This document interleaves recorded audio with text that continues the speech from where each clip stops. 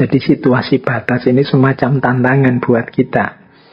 Kita mau mandek saja atau maju terus berkembang.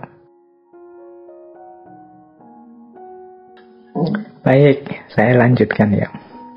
Nah, kalau tadi kebebasan yang berhubungan dengan eksistensi, ternyata bagian dari eksistensi juga adalah keterbatasan manusia. Jadi, manusia itu punya keterbatasan-keterbatasan. Yang ini justru merupakan tantangan baginya untuk eksis. Nah, keterbatasan manusia ini yang membuat dia tidak mampu eksis secara penuh sesuai yang dia inginkan, secara umum itu ada dalam dua aspek, kata Jaspers.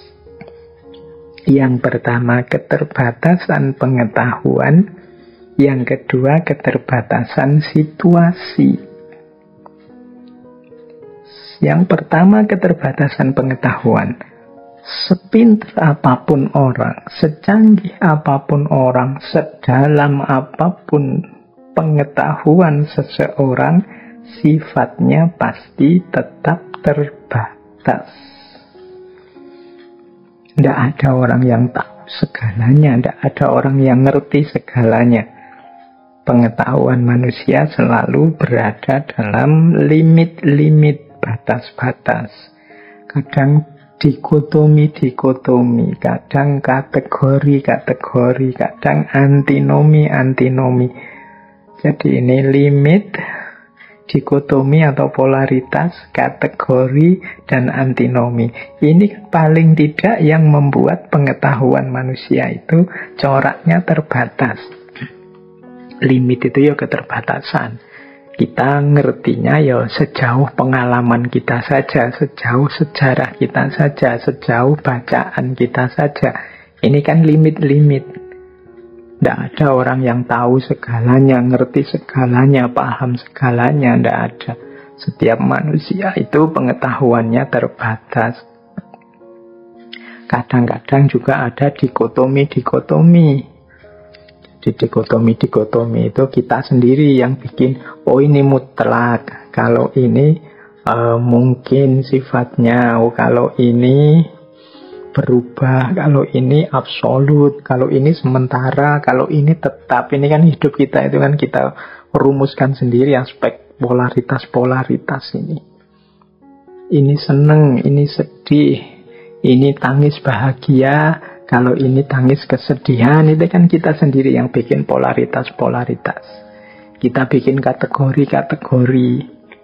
Ini orang baik, ini orang setengah baik, ini orang jelek. Oh kalau ini pengkhianat, ini kalau ini pahlawan. Oh nanti orang lain dengan perspektif berbeda, oh yang pengkhianat ini sebenarnya yang pahlawan. Yang pahlawan inilah yang penjahatnya. Ini kategori. Ada juga antinomi. Antinomi itu ketika teori ideal berbeda dengan kenyataannya. Itu kan antinomi. Yang ada di kepala kita yang baik-baik ternyata tidak sama dengan kenyataannya di lapangan. Yang di kepala kita bayangannya misalnya Indonesia ini bangsa yang ramah, bangsa yang saling menghargai, bangsa yang menjunjung tinggi kemanusiaan misalnya. Tapi kok ada fakta ini, fakta itu, kok tidak sama ya? Berarti gagasanku tadi ada yang tidak sinkron. Nah, ini namanya antinomi. Ini salah satu contoh bagaimana pengetahuan itu terbatas.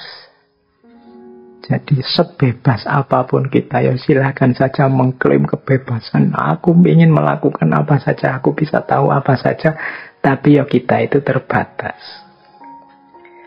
Nah, yang kedua, keterbatasan karena situasi. Ini salah satu teori yang terkenal sekali dari Jaspers, yaitu situasi batas. Nah, kalau ini ya sesuatu yang kita tidak bisa menghindarinya. Jadi situasi batas. Situasi batas ini ada dua nanti. Ada situasi batas yang sifatnya umum, ada situasi batas yang sifatnya khusus. Jadi situasi batas itu situasi-situasi dalam ruang dan waktu yang membuat kita tidak bisa eksis secara maksimal. Jadi yang membuat kita tidak bisa mewujudkan diri kita, keinginan kita secara penuh. Ini situasi batas. Kalau situasi batas yang umum itu contohnya misalnya faktisitas. Faktisitas itu fakta-fakta nasib kita. Fakta bahwa kita lahir, misalnya kayak saya, anaknya orang biasa dari desa dengan kemampuan ekonomi yang terbatas, sehingga ya mau tidak mau jalan hidupnya ya tidak jauh-jauh dari situ. Mungkin berhubungan dengan kondisi fisik misalnya, wah saya itu kondisi fisiknya kecil, tidak terlalu besar, jadi seandainya bercita-cita jadi petinju atau pegulat ya tidak pantas. Nah, ini namanya situasi batas umum. Jadi situasi batas umum itu keterlemparan kita dalam fakta-fakta, kenyataan-kenyataan hidup yang tidak mungkin kita hindari. Ini di luar pilihan kita. Wah kok saya lahirnya zaman ini ya, mau coba zaman tahun sekian yang Gemaripah loh Jinawi bukan misalnya. Nah, ini tidak bisa, kenyataannya kita memang faktanya kita hidup sekarang. Ini namanya situasi batas umum. Nah, nanti ada situasi batas yang khusus. Situasi batas yang khusus ini isinya 4. Jadi perjuangan, yang kedua penderitaan, yang ketiga kesalahan, yang keempat kematian. Nah, kalau yang situasi batas umum tadi, fakta-fakta tadi ya monggo saja lah, itu di luar pilihan kita ya. Tapi beda dengan situasi batas yang khusus ini. Jadi situasi batas yang khusus itu misalnya yang pertama, hidup kita ini butuh perjuangan. Kalau kita tidak mau berjuang, ya kita tidak akan jadi apa-apa. Kita tidak akan meraih apa-apa. Nah, ini situasi batas. Jadi situasi batas ini semacam tantangan buat kita. Kita mau mandek saja atau maju terus berkembang. Kita mau mengembangkan diri atau menyerah. Nah, yang pertama ya menghadapi perjuangan. Hidup ini tidak ada yang instan, yang kita tiba-tiba peroleh begitu saja. Untuk keberhasilan, capaian-capaian dari keinginan kita. Mau tidak mau, kita dituntut berjuang. Nah, menghadapi tuntutan untuk berjuang ini, kita maju atau malah mundur. Kan banyak orang itu saatnya berjuang, dia males, atau dia tidak berani, atau dia malah salah langkah, harusnya maju malah mundur. Ini namanya situasi batas. Eksistensi diri kita ditantang ketika berhadapan situasi batas ini. Saatnya berjuang, ayo maju apa mundur. Nah, itu maksudnya tantangan itu begitu. Yang kedua penderitaan. Hidup ini pasti tidak selalu mulus. Tidak ada orang itu yang 100% isinya hidupnya enak terus, senang terus. Jadi selalu saja ada aspek-aspek penderitaannya, aspek pahitnya. Loh, kepahitan hidup ini adalah tantangan juga. Dia situasi batas. Di titik inilah batas kita berkembang atau malah mundur. Jadi penderitaan itu membuat kita semakin kuat, semakin tangguh, atau malah kita jatuh. Inilah situasi batas. Kualitas diri kita semakin kuat, semakin tangguh, ataukah sebaliknya? Nah, ini yang kedua, situasi batas, yaitu penderitaan. Yang ketiga, kesalahan. Ya, manusia itu makhluk khata' wan nisyan, tempatnya salah, tempatnya dosa. Loh, kalau orang itu setelah melakukan kesalahan, dia menyesal, tobat, memperbaiki diri, atau pasrah. Pasrah dalam arti ya sudah, manusia itu memang mudah salah kok, ya wis salah, ya wis salah, tak lanjutin aja misalnya. Nah, itu namanya dia menghadapi tantangan, menghadapi situasi batas yang namanya kesalahan. Itu dia mengambil langkah yang keliru, malah menyerah, malah diam saja. Begitu salah, ini saatnya memperbaiki diri atau menyerah, diam. Nah, itulah situasi batas. Apalagi yang terakhir ini, kematian. Nah, kita semua kan yakin bahwa tidak ada manusia yang tidak mati pada akhir hidupnya. Setiap manusia akan mati. Menghadapi fakta, menghadapi kenyataan bahwa kita semua akan mati, itu respon kita apa kemudian? Apakah kita terus jadi ngelokro, putus asa, pasrah saja? Apakah begitu? Ataukah, wah, karena semua orang nantinya mati, berarti waktu hidup kita ini terbatas. Karena terbatas, yuk kita manfaatkan sebaik-baiknya. Karena waktu kita terbatas, mari kita nikmati, kita manfaatkan hidup ini secara efektif misalnya. Nah, seperti apa sih respon kita menghadapi situasi batas yang namanya kematian ini? Jadi teman-teman, kalau versinya Jaspers, situasi batas ini nanti jadi kunci. Apakah kita semakin eksis atau justru malah tenggelam? Menghadapi perjuangan, menghadapi penderitaan, menghadapi kesalahan, juga menghadapi kematian. Bagaimana kita mengolah situasi-situasi batas ini? Baik, semoga bisa ditangkap ya yang dimaksud dari situasi batas tadi. Oke, sekarang kita lanjutkan. Ini menarik. Kalau di tokoh-tokoh filosof eksistensialis yang lain, ya eksistensi manusia itu ya sifatnya individual. Bagaimana aku mewujudkan keinginanku, keunikan diriku. Tapi kalau versinya Jaspers, eksistensi kita itu justru dibangun saat kita berinteraksi dengan orang lain. Jadi eksistensi itu bermula ketika kita melakukan komunikasi dengan orang lain. Jadi saat kita berkomunikasi dengan orang lain, disitulah eksistensi diri kita dibangun. Jadi kita bekerja sama dengan orang lain dalam komunikasi untuk membangun eksistensi diri. Wong manusia itu kediriannya itu kan tampak jelas saat berinteraksi dengan orang lain. Kalau kita itu sendirian, tidak ada siapapun di sekeliling kita, itu kan diri kita seperti apapun juga tidak masalah.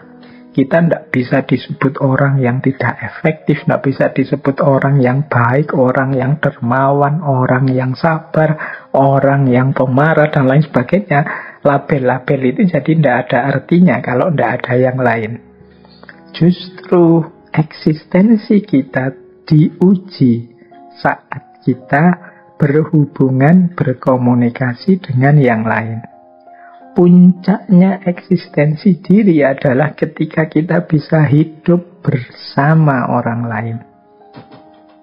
Jadi ini gagasan eksistensialismenya Jaspers ini agak unik karena ternyata eksistensi individual itu berhubungan dengan dunia sosial, kemasyarakatan.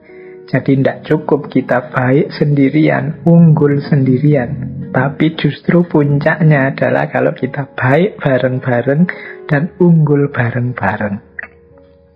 Jadi dalam penjelasannya Jaspers, komunikasi itu kan ketika kita menunjukkan eksistensi kita kepada orang lain, dan ketika orang lain juga menunjukkan eksistensi dirinya kepada kita.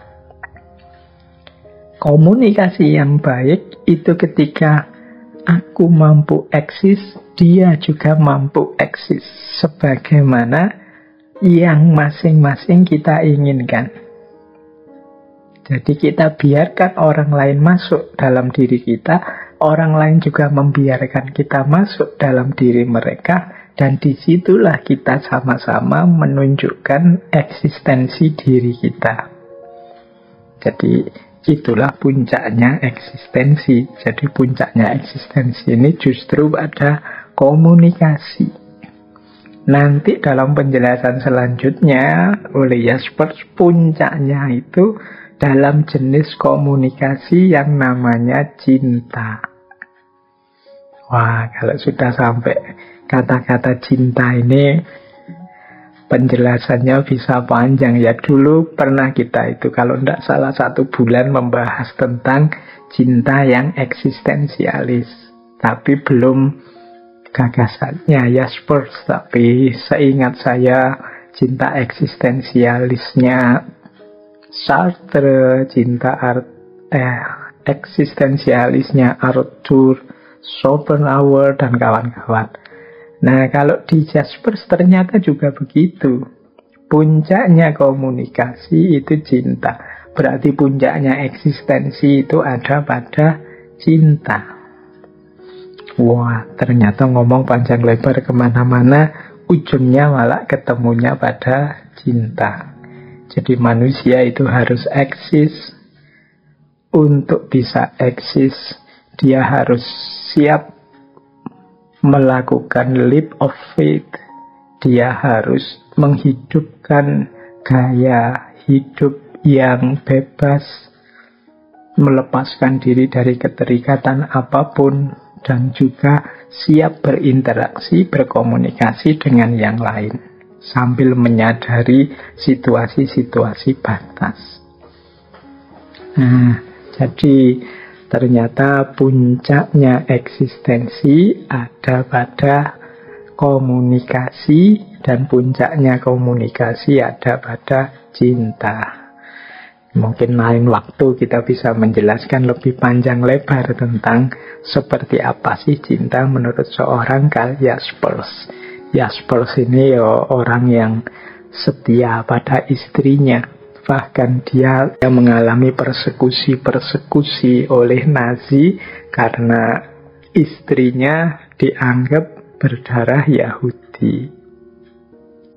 Nah, sebenarnya Jaspers ini nulis banyak isu.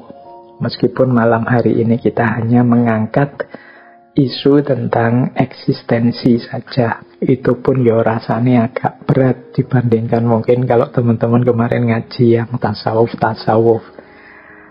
Nah, ada misalnya ini saya angkat mungkin relevan. Yaitu di antara yang dikritik oleh Jaspers, mungkin berhubungan dengan dunia masa kini dan juga eksistensi, adalah hari ini banyak orang kehilangan dirinya. Kehilangan diri itu berarti dia tidak eksis, terhanyut dalam budaya massa. Kemudian memandang semua orang sama, jadi tidak mempedulikan keunikan masing-masing orang. Jadi hari ini kita itu sering kehilangan diri kita juga sering dihilangkan oleh orang lain. Jadi orang lain demi pemenuhan egonya, demi pemenuhan perspektifnya yang terbatas tadi, sering melenyapkan diri kita. Kita juga begitu. Kita itu sering justru kehilangan diri atau melenyapkan diri kita sendiri dengan cara mengikuti budaya-budaya massa. Budaya massa itu ya kebiasaannya orang banyak, yang itu mungkin tidak selalu cocok, tidak selalu sesuai dengan passion kita, keinginan kita, aspirasi kita. Tapi kita ikuti saja budayanya orang banyak itu, mungkin karena khawatir kita tidak populer, mungkin karena khawatir kita dianggap bangkang, mungkin karena khawatir kita dianggap tidak normal, dan lain sebagainya. Akhirnya kita ikut arus budaya massa. Ikut arus saja, inilah yang disebut kehilangan jati diri. Nah, ada kalanya kita ini bukan kehilangan, tapi dihilangkan. Kita tidak dianggap keberadaan kita, atau memang sengaja disingkirkan oleh orang-orang dengan kepentingan-kepentingan egois mereka sendiri-sendiri. Jadi disinilah sebenarnya pentingnya setiap orang untuk eksis plus berkomunikasi. Apalagi sampai komunikasi level puncak yang namanya cinta tadi. Kalau kita mencintai yang lain, maka kita dan yang lain itu bersama-sama bekerja sama mewujudkan diri dan visi hidup kita masing-masing. Jadi kita eksis dan yang kita cintai juga eksis. Kita ada, mereka juga ada. Jadi bukan hubungan yang saling meniadakan. Bukan hubungan yang bahkan meniadakan diriku sendiri atau diri kita masing-masing. Tapi hubungan yang saling mewujudkan keberadaan kita. Nah, masa kini itu sebenarnya ya masa zamannya Jaspers, era-era modern dengan boomingnya sains dan teknologi di abad 19-20. Yang itu kata Jaspers, manusia mengalami dehumanisasi, manusia mengalami depersonalisasi. Manusia itu sering tidak dianggap di era teknologi ini. Manusia hanya dipandang sebagai sekrup kecil dalam mesin teknologi yang besar. Jadi kemanusiaan tidak dianggap penting. Nah, ini problem masa kini dalam pandangannya Jasper. Ini PR sebenarnya untuk kita semua. Iya, ndak sih kita begitu? Bener ndak sih situasinya semacam itu? Kalau memang ya berarti saatnya kita untuk mempertahankan eksistensi diri kita agar tidak lenyap, dan juga bagaimana kita bisa berinteraksi, menjalin hubungan dengan yang lain untuk saling mengadakan, bukan saling meniadakan. Baik, saya kira itu materi-materi pokoknya saat kita membahas tentang eksistensi. Ini ada beberapa quote ini untuk pendinginan. Kita akhiri sesi kita ini dengan beberapa quote. Semoga tidak terlalu berat, tapi semoga inspiring, menginspirasi. Quotes itu kan kunci utamanya bukan pada isinya, tapi bagaimana menggerakkan kita, menginspirasi kita.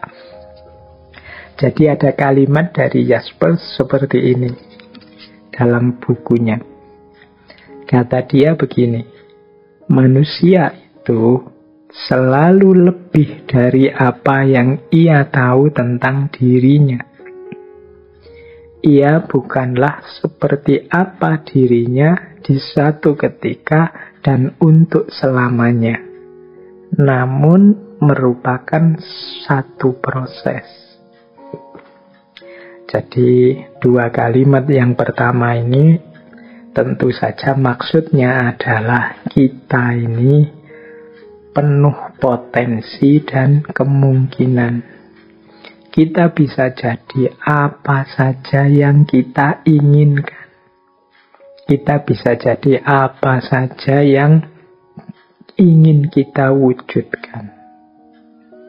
Jadi itulah makna dari manusia itu selalu lebih dari yang ia tahu tentang dirinya. Mungkin kita menganggap, Pak, saya itu siapa sih, Pak? Saya itu ya hanya orang biasa, kemampuan saya hanya ini dan lain sebagainya. Tapi percayalah, kalau menurut Jasper ini, kita itu selalu lebih dari apa yang kita tahu tentang diri kita saat ini. Sebenarnya masih banyak potensi-potensi besar yang tersimpan dalam diri kita. Kemudian kalimat kedua maksudnya adalah kita itu bukan seperti yang kita pahami di satu titik, kemudian kita pahami untuk semua titik hidup kita. Karena hidup kita ini satu proses. Ini yang seperti sudah dijelaskan tadi ya, bahwa aku yang kemarin pastinya berbeda dengan aku yang sekarang. Karena dari kemarin sampai sekarang itu pasti ada peristiwa-peristiwa, pasti ada momen-momen yang sedikit banyak mempengaruhi hidup, persepsiku tentang hidup dan kehidupan.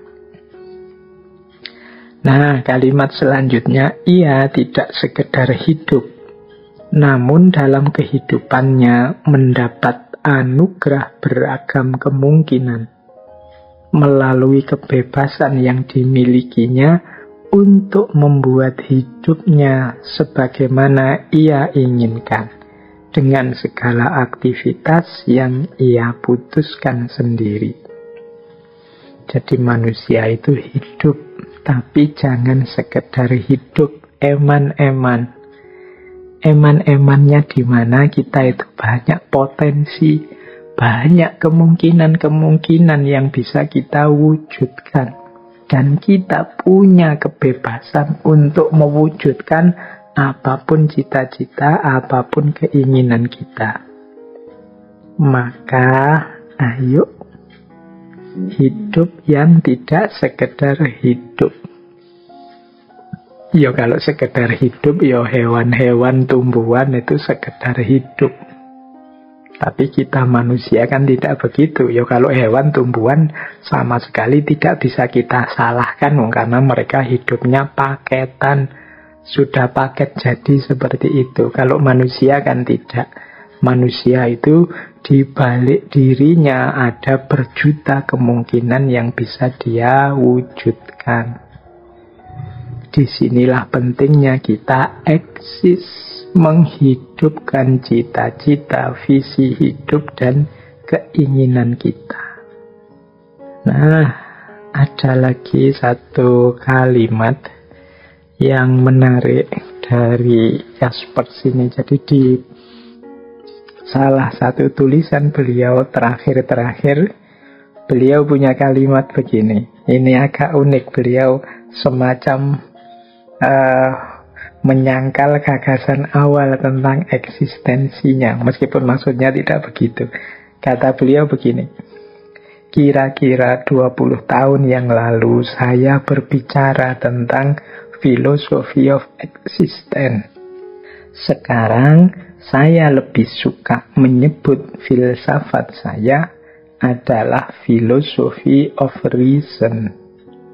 Sebab sekarang agaknya mendesak sekali untuk meletakkan titik berat pada ciri asal filsafat ini. Karena sekali penalaran lenyap, maka lenyap pula segalanya. Jadi satu ketika beliau menyatakan, yaitu 20 tahun yang lalu itu saya ngomong tentang eksistensi yang kita bahas malam hari ini ya, philosophy of existence.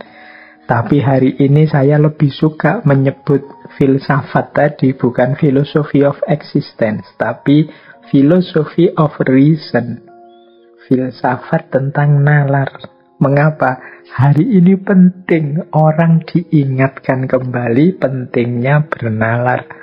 Orang disadarkan pentingnya berpikir yang jernih. Nah, ini mungkin kritik juga untuk kita. Jadi mungkin segala pikiran yang rumit-rumit, ruwet-ruwet itu hari ini semoga bagian dari kesadaran kita tentang pentingnya berpikir. Jaspers mengungkapkan seperti ini, mungkin dia melihat hari ini kok banyak orang tidak mampu berpikir jernih, atau mampu tapi tidak mau berpikir, ora gelem mikir. Yang bisa dilakukan hanya ikut arus. Yang lain ke utara, yang lain ke selatan, yang lain rame, ikut rame, yang lain komen, ikut komen, yang lain maki-maki, ikut maki-maki. Orang mendahulukan emosi, sentimen, keberpihakan, dan lain sebagainya, sehingga aktivitas berpikirnya minimal. Jadi terus Jaspers bilang, kalau gitu namanya gantilah, jangan philosophy of existence, tapi philosophy of reason. Ini memang ciri asalnya filsafat. Maka kata beliau mendesak sekali untuk meletakkan titik berat pada asal ciri filsafat ini. Karena sekali orang tidak mau berpikir, ya sudah selesai semuanya. Once reason get lost, everything is lost. Jadi mikir itu kunci. Mikir itu penting. Zaman dulu orang bisa berakrobat pikiran macam-macam karena memang peradabannya sangat memuliakan, mengagungkan nalar pikiran. Nah, hari ini mungkin banyak orang sudah tidak mau berpikir lagi, kehilangan nalar. Sehingga kata beliau, I should prefer to call my philosophy of reason. Aku lebih suka menyebut filsafatku ini, meskipun namanya dulunya eksistensialisme, tapi sekarang mungkin lebih cocok ya philosophy of reason saja. Filsafat tentang nalar, tentang berpikir saja. Karena ini penting sekali hari ini. Nah, terakhir, ini ada quote tentang filsafat yang menurut saya menarik. Jadi kata Jaspers, hakikat filsafat itu bukanlah kepemilikan kebenaran, namun pencarian kebenaran. Berfilsafat berarti berjalan. Pertanyaan-pertanyaannya lebih penting dibandingkan jawaban-jawabannya. Dan setiap jawaban melahirkan satu pertanyaan baru. Jadi ini mungkin mengingatkan kita, filsafat itu hakikatnya bukan sekedar tahu atau memiliki pemahaman atau kebenaran tertentu. Hakikatnya filsafat adalah suluk itu berjalan. Suluk untuk terus mencari dan menemukan kebenaran demi kebenaran. Kenapa? Karena manusia itu terbatas. Yang dia anggap kebenaran kemarin mungkin hari ini sudah berubah. Karena situasi, konteks, wawasan kita yang juga berubah. Jadi kalau kita merasa sudah selesai dengan memiliki satu kebenaran, pada saatnya mungkin kebenaran yang kita miliki itu kehilangan relevansi, kehilangan relasinya dengan situasi, sehingga tidak mungkin dijalankan atau sehingga tidak mungkin kita wujudkan. Maka penting untuk kita terus berjalan mencari kebenaran demi kebenaran. Jawaban apapun yang kita temukan, pada akhirnya dari situ akan muncul pertanyaan-pertanyaan yang baru. Disitulah unik dan istimewanya manusia.